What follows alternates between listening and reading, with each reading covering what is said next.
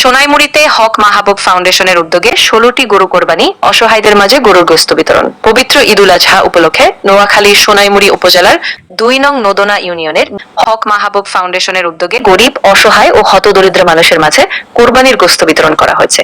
এই উপলক্ষে ১৬টি গরু কোরবানি দেওয়া হয়। মানবতার সেবায় আমরা প্রতিশ্রুতিবদ্ধ, এই প্রতিপাদ্যকে সামনে রেখে নোদনা ইউনিয়ন ৯টি ওয়ার্ডে এক যুগ ধরে কার্যক্রম পরিচালনা করা হয়। হক মাহবুব ফাউন্ডেশনের স্বত্বাধিকারী হাজী মাহবুবুল হকের উপস্থিতিতে আনুষ্ঠানিকভাবে কোরবানির গোশত বিতরণ কার্যক্রমের উদ্বোধন করা হয়। জানা যায় ২০১৫ সাল থেকে হক ফাউন্ডেশন বিভিন্ন সামাজিক ও মানবিক কার্যক্রম পরিচালনা করে আসছে।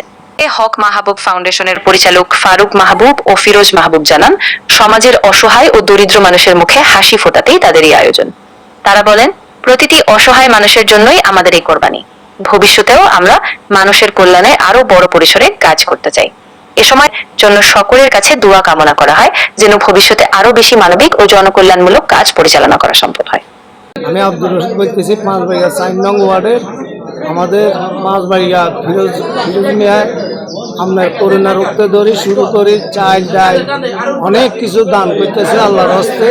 এখন যারা কোরবান দিতে পারে না, গরিব গুনার জন্য ৯টা ওয়ার্ডে গরু দান করেছে, প্রত্যেকটা গরিবের জন্য। এরা বহুত সহযোগিতা করতেছে। আবার ২২টা না ২৪টা রিক্সা, অটো রিক্সা দেওয়া দিয়েছে গরিব গুনারা, তারা করে কুলে খাইতেছে।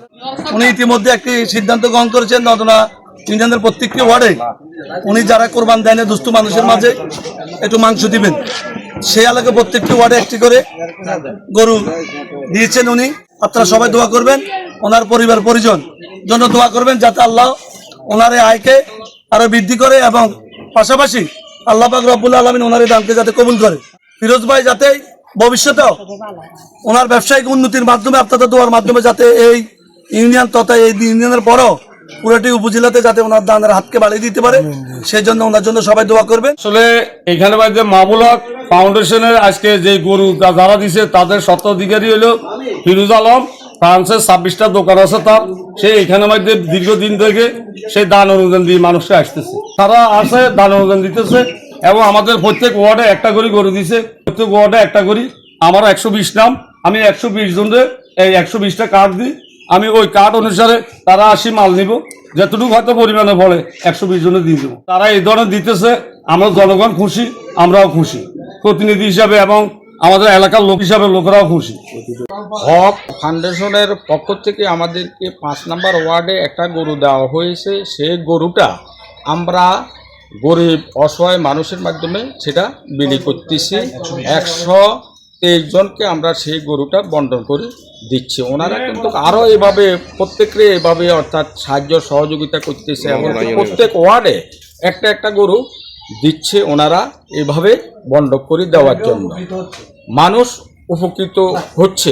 জানেন যে টোটাল আমাদের নদনা ইউনিয়নে ৯টা ওয়ার্ড এবং আমাদের পাঁচবাড়ি ওয়ার্ডে ৪টা, নদনা কালুয়াইতে ৩টা ও শাকতলাতে 2টা সহ আমরা টোটাল ১৭টা গরু কোরবানি করছি। আলহামদুলিল্লাহ।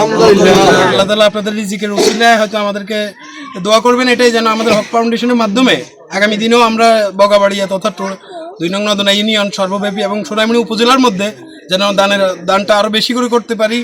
আমাদের আয় রুজি কামাই সবকিছুতে যেন আল্লাহ তাআলা বরকত দান করেন।